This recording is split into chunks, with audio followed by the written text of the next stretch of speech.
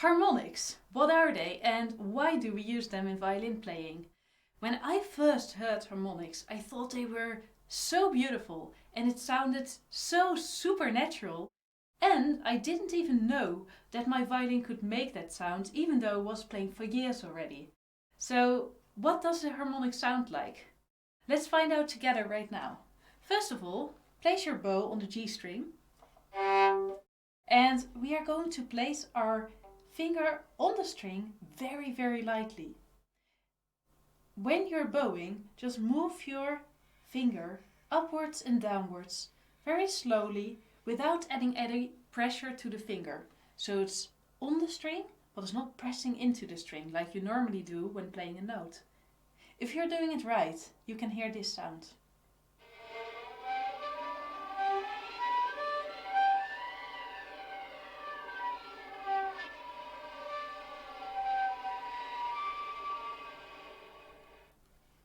Doesn't that sound magical? I thought it was so amazing when I heard it first time. And on a cello it even sounds better, I think. But we are learning the violin here. So what are these harmonics? What do we even use them for? Why are we talking about it? I'm going to explain all of that in this video. First of all, what is a harmonic? A harmonic is an overtone that you get when you place your fingers softly on a string. You wouldn't hear the same overtone on the moment that you would really press your finger into the string. Do you hear the difference in sound quality? That's a harmonic. There's different kinds of harmonic. There's natural harmonics that you can find naturally on the string. You don't have to do anything special except lightly touching the correct spot on the string.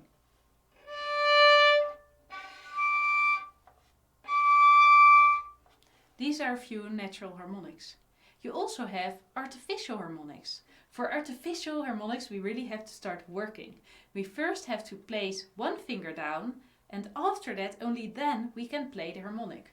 For instance, when I play normally the fourth finger, I will hear this harmonic. But if I place the first finger on the string first and then I place the fourth finger, I hear a completely different tone. You can play scales with harmonics.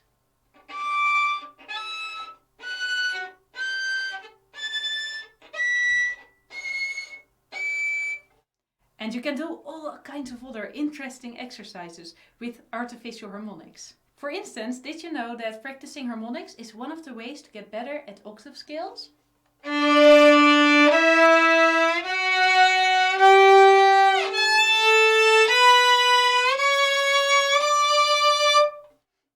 Also, you can use them in pieces. One of the most common places where we find harmonics is, of course, in violin music, especially in intermediate to advanced pieces.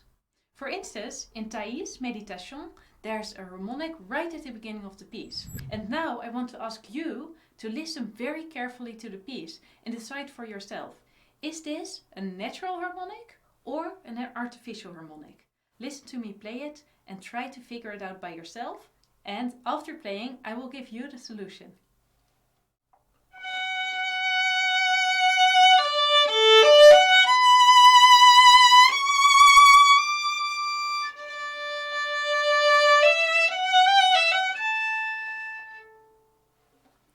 Was that an artificial harmonic or a natural harmonic?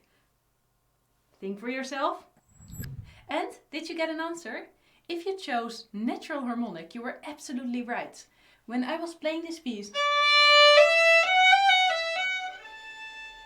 I wasn't using any other fingers. It was just hitting the right spot with the pinky finger.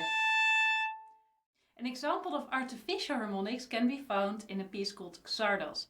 And if you are like, what is that piece? I think I don't know it. I will play the beginning so you remember.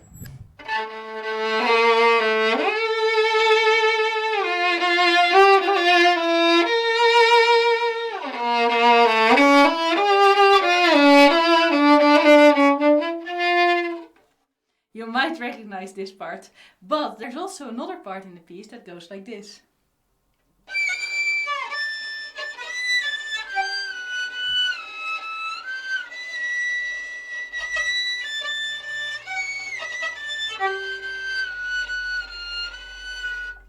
Artificial harmonics are a lot harder, by the way, than natural harmonics, so I'm personally struggling more with it.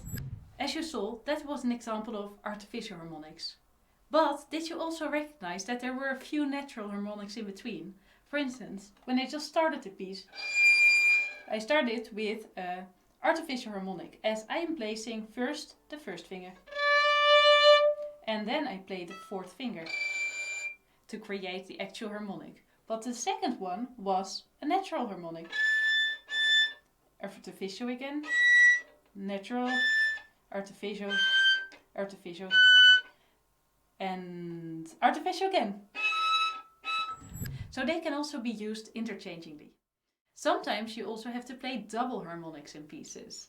And an example of that is the Bruch Violin Concerto.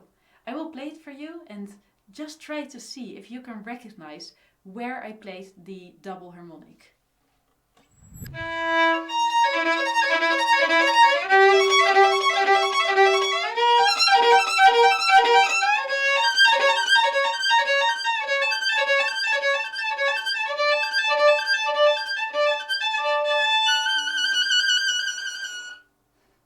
Did you notice the harmonic? If not, it was over here.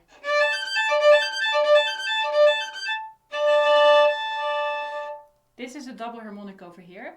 You place your finger on both strings at the same time. You lightly touch both of the strings. And there you have it, a double harmonic. I hope this video helped you to get some insight into harmonics, and I think you do. You now know double harmonics, artificial harmonics, natural harmonics. Wait, did you know that you can also combine harmonics with vibrato? If you truly want to make it fancy, you can also try to do that. But for now, just try to find a harmonic on your violin. If this is new to you, try to find the artificial harmonic in the middle of the string. That one is actually pretty easy to find. If you can see, it is right above where the body of the violin starts. And try to find it and play that harmonic. It is just nice to know that all of these sounds exist, and even though you might not be at the level yet to play all of these harmonics, at someday you will be. And it only makes our practice more interesting if we know that there are still so many facets of the violin and so many ways of playing that we yet have to explore. Thank you so much for watching this video. Please leave me a like if you enjoyed this video, it means so much to me. And I hope to see you back next week on my channel for my next violin lesson.